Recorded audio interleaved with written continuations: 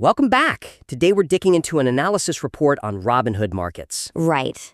It argues that after a, 288% gain this year, the stock is actually just getting started and is set for a run to $150, maybe even $180 a share. Which is, an incredibly ambitious target. It is. So let's jump right in and stress test that thesis. I think we have to.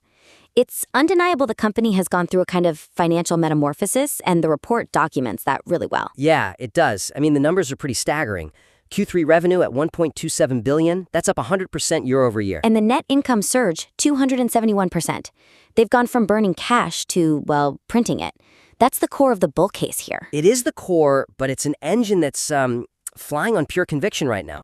Well, yeah, the report itself tags the stock at a 74x price-to-earnings multiple. It does. It even says it's priced for perfection. And that's where the problem starts for me. Okay, so the analysis identifies this huge risk, that any tiny miss could cause a sharp correction, but then it just kind of presents the $150 to $180 target as completely viable. Right. As long as everything goes perfectly and the crypto bull market just keeps running forever. Says a weakness is that it doesn't connect that risk to the valuation. Exactly. The analysis needs to directly stress test the $150 to $180 target against its own identified risk of being priced for perfection. It feels exposed. Utterly exposed. The final verdict isn't protected by the analysis, it's almost undermined by it.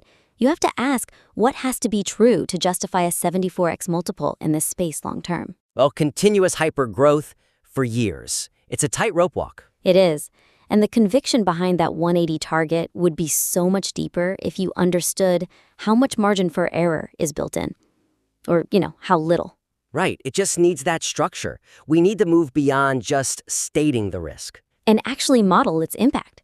So what's the suggestion? Building out full bear, base, and bull case scenarios? Seems like a massive undertaking. Is there a more efficient way? Oh, definitely. It's not about writing a whole new report. The suggestion is to integrate scenario analysis explicitly linked to the PE multiple and the probability of, say, an execution failure. Like missing Q4 revenue. Or the severity of a crypto winter. It's about mapping specific risks to specific multiple compressions. That's concrete. It lets the reader see the machinery behind the valuation. So give them the downside first. For a concrete example, you could model a bear scenario where Hood trades at a 50x PE. Okay, and why 50x? It could be because of general market pessimism or, and this is critical, rapid interest rate cuts that squeeze their net interest income. Which has been a huge tailwind for them. A massive tailwind, so you show how that could become a headwind. Then, you calculate what Q4 2026 revenue would need to be just to justify today's price of $133 in that 50x scenario. Ah, I see. You contrast that required performance against the current 100% year-over-year growth. Exactly.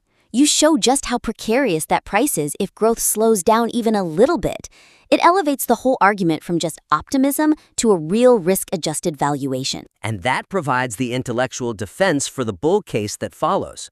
By getting in front of the main risk, the analysis becomes so much stronger. Precisely. So, since we've established the valuation is highly sensitive, let's look at the factors in the report that are supposed to be stabilizing that risk. You mean the product velocity? Yeah, the record 3.9 million gold subscribers, the new Legend desktop platform. This is Robinhood trying to build some structural safety into its revenue. And that's the story of their transformation, right? They want to shed that meme stock identity and prove they've built something reliable. So the argument needs to really lean into that. Yes. To support the claim of a fundamental transformation, the analysis has to explicitly link the success of these recurring revenue streams into the quantifiable future growth thesis. But the report does call it a steady SaaS-like revenue base. So what's the disconnect? The weakness is that the thesis is fighting with itself.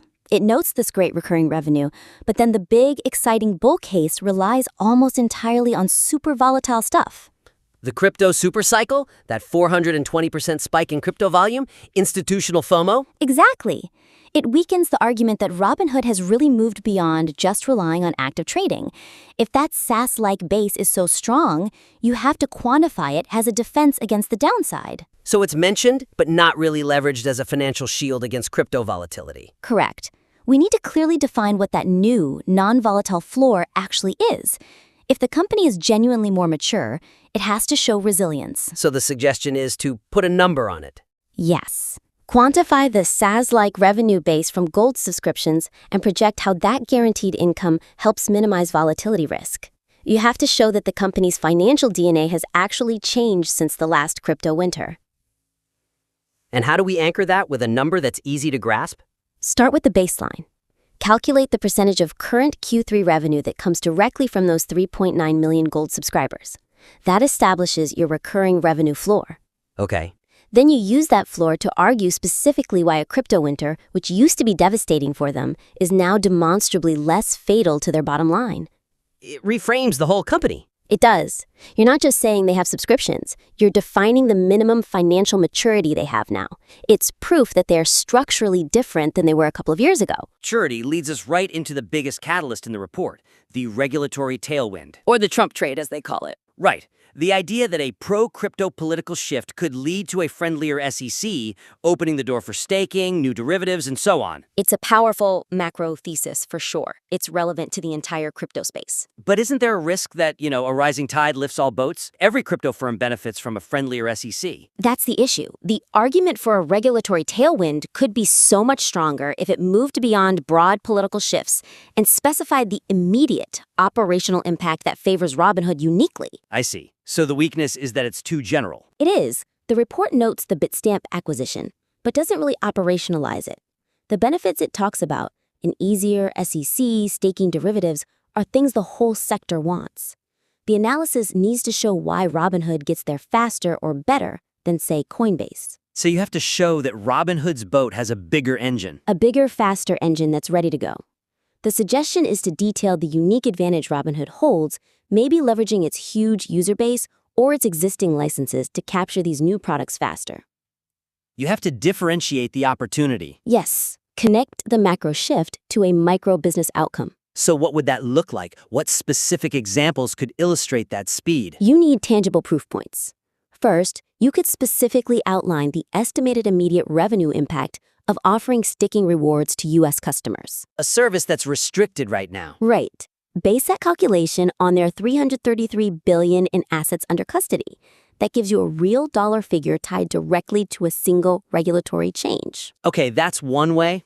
What's another? Alternatively, you could explicitly map out the competitive advantage for their 245 global trading initiative.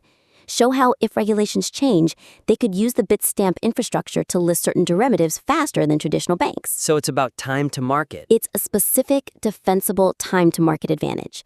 The key is moving from a general industry tailwind to a unique revenue capture strategy for Robinhood. And that transforms the catalyst from just a hopeful prediction into a strategic advantage. Exactly. It just makes the whole thesis more credible. This has been a really productive dissection.